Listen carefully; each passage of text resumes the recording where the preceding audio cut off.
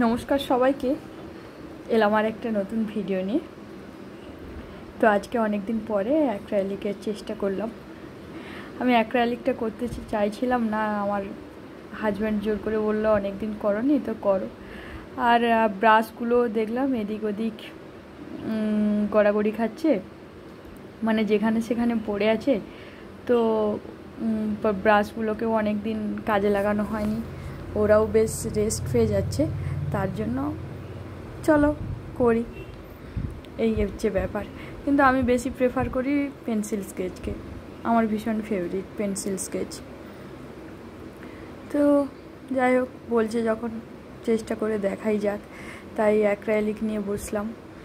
তো সেদিন একটা চেষ্টা করেছিলাম, তো আমি সবে আকাশটা করেছি, আমার ছেলে কী করেছে ওতে আর একটা ব্রাশ দিয়ে সে ডিজাইন করে দিয়েছে ফট করে, ব্যাস অমনি হয়ে গেল আমার কাজ, সেখানেই সব বন্ধ। তাই জন্য আর সেটা করা হয়নি।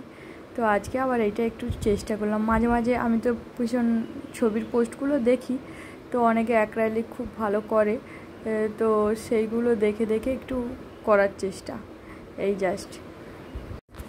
আমি বেশি পেন্সিল করলেও অ্যাক্রিলিকটা যে খুব একটা খারাপ করি সেটা কিন্তু নয়, আরে খুব ভালো লাগে না সেটাও নয়, কিন্তু অ্যাক্রিলিকের ঝামেলা হচ্ছে অনেক রকম রং নিয়ে বসতে হবে, ব্রাশ সে পেন্সিল হলে একটা, আমার পেন্সিল বক্সটা হলেই হয়ে যায়, একটা দুটো পেন্সিল হলেই হয়ে যায়। কিন্তু অ্যাক্রিলিকের ক্ষেত্রে তো তা নয়, পুরো একদম দুনিয়া শুদ্ধ নিয়ে বসতে হবে, এটা ওটা সেটা। সেই জন্য আমি অ্যাক্রিলিকটাকে এত পছন্দ করি না, কিন্তু খুব যে একটা খারাপ তা নয়। তো অনেক দিন ব্রাশগুলো পড়ে আছে, সেগুলো অবশ্য কাজে লাগলো আজকে।